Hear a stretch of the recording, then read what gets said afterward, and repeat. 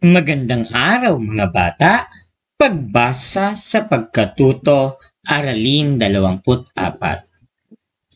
Ngayong araw ay pag-aaralan natin ang mga salitang nagsisimula sa letrang W. Layunin na babasa ang mga salita, parirala at pangungusap gamit ang tunog ng letrang W na may kambal patinig. Letrang W. Narito ang mga larawan na may unang letrang W o tunog W. W, W, W. Walis. W, W, W. Watawat. W, W, W. Waiter. W, W, W. Waling-waling. W, W, W. Walo. Paano ba natin isinusulat ang letrang W? Para sa malaking W at para sa maliit na letrang W. Subukan nyo ngang isulat ang malaking titik W sa hangin. W, W, W. Ngayon naman, isulat nyo ang maliit na titik sa inyong palad. W, W, W. Upang mas lalo nyong matutunan ang tunog ng letrang W, pakinggan natin ito. Bawat letra sa ating alpabeto'y may tunog. Sumabay sa awit mo nang malaman mo. Iklasin natin ngayon ang letrang W. Ang tunog ng W ay wa, wa, wa, wa. Wa, watawat. Wa, wa, walis. Wa, wa, walo. Wa, wa, waiter. Halika, bigkasin natin muli. Wa, wa, wa, wa. Wa, wa, wa, wa. Wa, wa, wa, wa. Wa, wa, wa, wa. Letrang W. Balikan nga natin ang tunog ng letrang W. W, W, W, W, W, W, W, W, W, W, W, W. Ngayon naman, pagsamahin natin ang letrang W sa mga patinig na A, E, I, O, U. Kapag ang W ay pinagsama sa letrang A, ang W na may tunog W at A na may tunog A, mabubuo ang pantig na wa, wa. Kapag pinagsama naman ang letrang W at letrang E, ang W may tunog W at E na may tunog E, mabubuo ang pantig na we, we. Kapag pinagsama naman ang letrang W at letrang I, W na may tunog W at I na may tunog I, mabubuo ang pantig na wi, wi. Kapag pinagsama naman ang letrang W at letrang O, ang W na may tunog W at O na may tunog O, mabubuo ang pantig na wo, wo. Kapag pinagsama naman ang letrang W at letrang U, ang W na may tunog W at U na may tunog U, mabubuo ang pantig na U, U. Balikan natin ang mga nabuo nating pantig kabilang ang letrang W at mga patinig.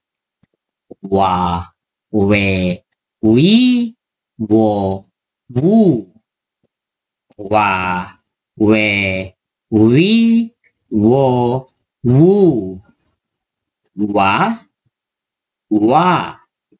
we, wi, wo, wu. Basahin natin ang mga salitang may letrang W, kabilang ang mga pantig na wa, we, wi, wo, wu. Wa, lo, walo. Wa, lis, walis. Wi, sik, wisik. Wa, ta, wat, watawat. Wa, la, wala. Wi, ka, wika. Ka, wa, kawa.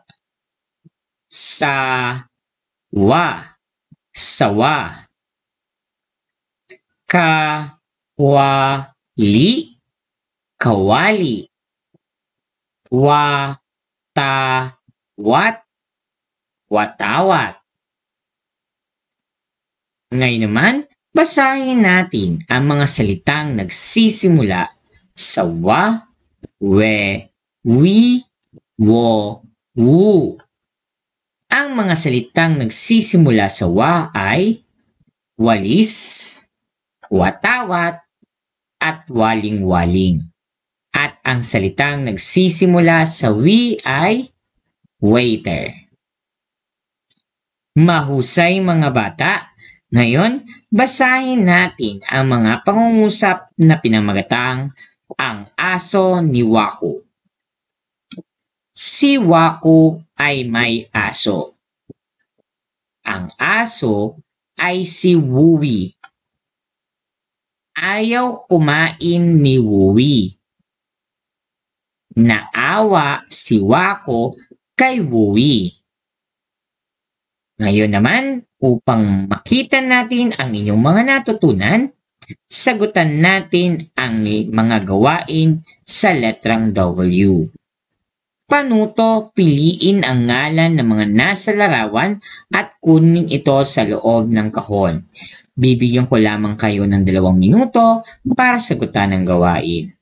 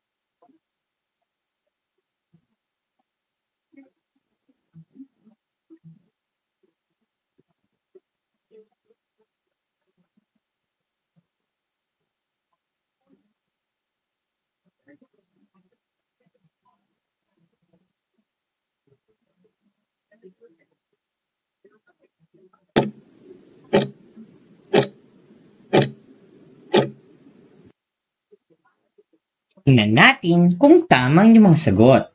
Para sa unang bilang, ang tamang sagot ay walis.